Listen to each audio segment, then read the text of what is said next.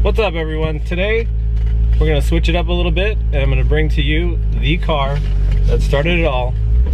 The reason there is the STI and the Evo. The car that took the rally world and flipped it upside down. The Audi Quattro.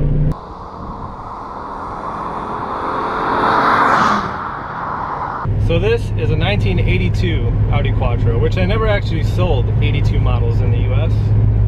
This car was imported from Germany back in 82, I believe, as a European import. So this car actually has the WR engine, which had 197 horsepower, which, all things considered, you know, a Corvette from 1980 had 190 horsepower and it weighed 3,500 pounds. This car only weighs 2,900 pounds roughly, so 7 more horsepower and quite a bit less weight. This car is definitely, I feel, at least a decade ahead of its time. The US versions of this car had 160 horsepower, which was a little bit less due to the emission standards and stuff like that. So yeah, the Germans got a little bit more powerful of an engine, but even the US cars were still pretty decent for what they were. The torque delivery is really good. This car was made to be a rally car, which they generally have a lot of torque, so you get good torque delivery and you still have pretty good power, top end power. Now I'll talk to you a little bit about the driving experience. The steering, the actual ratio of the steering is far ahead of its time. It feels more like a late 90s car than it does a car from the 80s. The weight to the steering is, in my opinion, perfect. The pedals are weighted very nicely. The brake pedal has a good pressure to it, easy to modulate. The shifter, although it has long throws, still feels pretty good and pretty smooth. You can still shift it pretty quick if you want. The suspension is a little bit soft. It is a car from the 80s, so you do have that body roll and overall just soft feeling. The earlier model Quattros had a rear sway bar, which they removed, I think, after 84, because people were complaining of lift-off oversteer. But, you know, with all the weight of the cast iron 5-cylinder hanging over the front axles, these cars do have a tendency to understeer.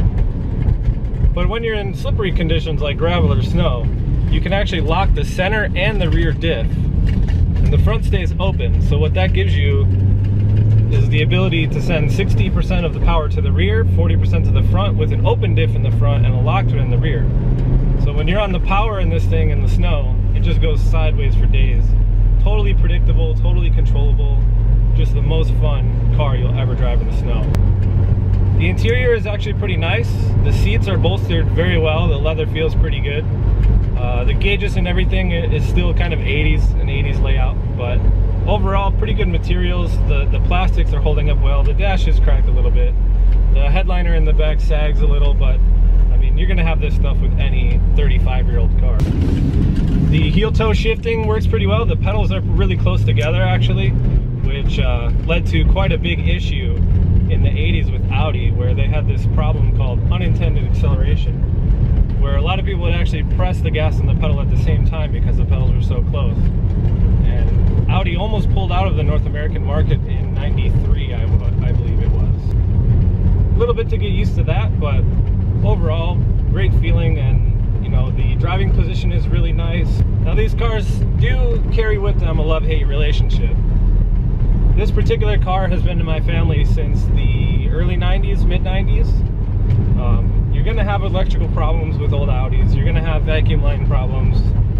Usually they stay running pretty well. The mechanical fuel injection system is fairly reliable if you don't mess with it, which some people find that hard not to mess with for some reason. But yeah, this car has a few little problems here and there. The windows are getting slow. The headliner's coming down a bit. You have old bushings. So I've had quite a few old Audis. I've had my ups and downs with them, my love and hate with all of them. I've had 4000s, 5000s, 200s, original S4s, and now this. The noises these cars make is incredible.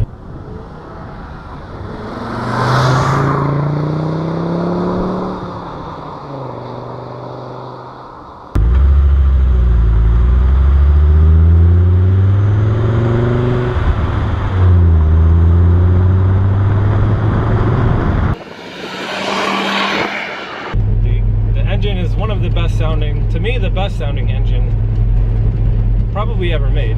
I prefer the 20 valve. This is actually a 10 valve turbo, but to me the 20 valves, like from the Audi IMSA cars and stuff like that, are some of the best sounding engines in the world. For the most part, for a 35-year-old car, it still drives incredibly well. The looks of this car, pure 80s rally car. You got the huge box fender flares, the super boxy just shape in general. The earlier models had the 4 square headlights. The older ones had a single one-piece bigger light. But the overall looks of this car, I think it's, you love it or you hate it. If you like boxy cars, you'll probably love it. If you don't like boxy cars, you'll probably hate it. Overall, I love the way these things look. This has always kind of been my dream car since I was a little kid. So to finally actually have one and to be able to drive it all the time is a dream come true. And even though it has its quirks and its little problems, and you know, every old car needs work here and there, I wouldn't trade this for anything. And I really love these old Audis. Like I said, I've had a bunch. I'll probably always have an old Audi of some sorts. Definitely a 20 valve 5-cylinder in the future.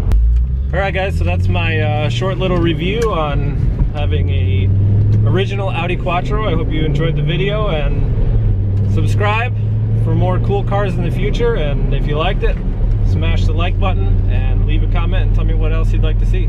Thanks guys.